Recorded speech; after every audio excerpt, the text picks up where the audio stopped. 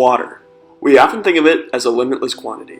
With rising fears about climate change and pollution from heavy industry, regulation of water will become a vital part in determining the use of water for agriculture, tourism, and human consumption. The fight for a healthier environment is nothing new. The Rivers and Harbors Appropriation Act of 1899 prohibited discharge matter without a permit to prevent obstruction of navigable waterways.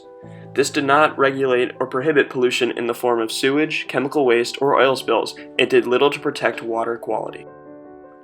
Maintaining clean water has been an ongoing issue in America since the start of the Industrial Revolution. Factories and cities located on rivers would dump chemicals and waste into the rivers, believing rivers are self-cleansing. Years of these malpractices caused deadly outbreaks of disease and catastrophic environmental disasters. One of the biggest misconceptions that I encounter wherever I go is that the lakes are not hopelessly polluted. Everyone of my generation remembers the Cuyahoga River in Cleveland catching fire in 1967, I believe, and making national news. A Time magazine cover article on the fire painted a picture of politicians and industrialists who ignored the issues of environmental degradation that led to a fire on the river, dozens of times. The incident pushed Congress to pass amendments to the 1948 Federal Water Pollution Control Act, creating the Clean Water Act in 1972. Incidents such as the 2014 Elk River chemical spill in West Virginia, the 2014 clean water crisis in Flint, Michigan, or the 2014 toxic algae bloom near Toledo, Ohio, show just how prevalent dangerous pollution still is. We find that water quality concerns extend well beyond Flint. In 2015, 9% of community water systems violated health-based water quality standards, affecting nearly 21 million people. During each of the past 34 years, between 9 to 45 million people were affected or have been affected by violations.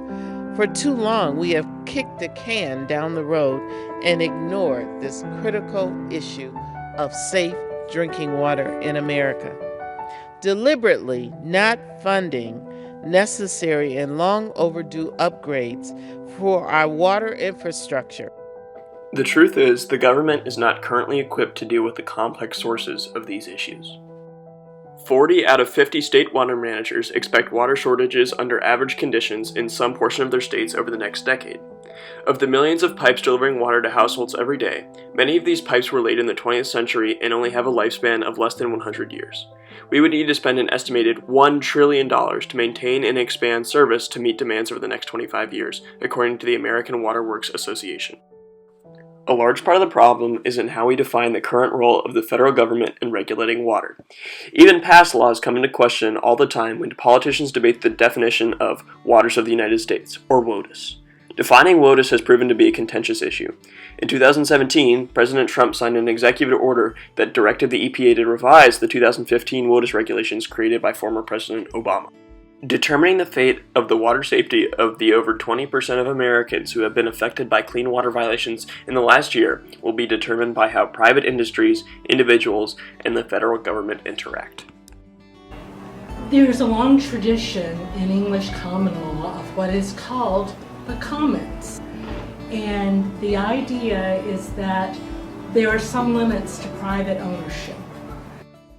Examples like San Antonio Waterkeepers versus Formosa, where private individuals were paid $50 million in damages for polluted waterways, demonstrates a precedent for the government protecting individuals from pollution. Certainly there's a long legal history, both in English common law, U.S. constitutional law, state law, that things can be preserved for not just individuals by the government, but for groups of people. Conservatives argue that WOTUS is a government overreach that is harmful to farmers, real estate developers, and the energy industry. They say that WOTUS gives the government the ability to, as Mitch McConnell says, regulate every puddle in America. The truth is, WOTUS by itself is not enough to address the issues of water pollution. The economy depends on clean water in major sectors, from tourism to food service. A lack of sustainable practices will lead to a reduction of usable resources, which harms future business and threatens the financial security of the nation. Courts' interpretations have tended to sway like a pendulum at different times between upholding federal power under the Commerce Clause and not upholding federal power under the Commerce Clause. And right now we're in an era that federal regulatory power under the Commerce Clause is going to meet hard times. Recent limitations on the authority of the EPA on overseeing waterways should be undone, and greater funding should be allocated to the EPA for the purpose of securing the safety of American citizens and ecosystems. There needs to be coordination and accountability on a federal, state, and local level to determine how we can best protect our environment. Water is too important for us to live without it.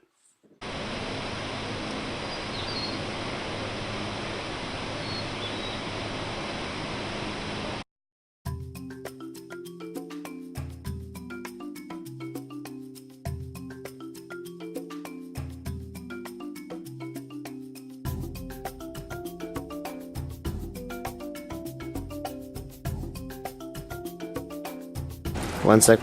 We gotta make it dramatic. Da da da. Da da da.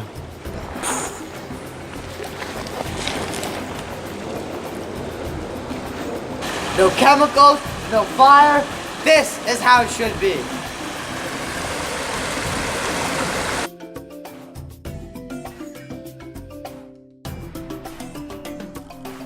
Recording. I don't know how to start recording though. Hit the red button. Maybe I press it again. Oh no, it's Yo, recording right now. Yo, what's up? It's your boy. We out. You want my agent because she's like, so, you know, when you get ready to write your book, let me know. You just kind of pissed off your main scholar without her really knowing what it's about. So explain it a little bit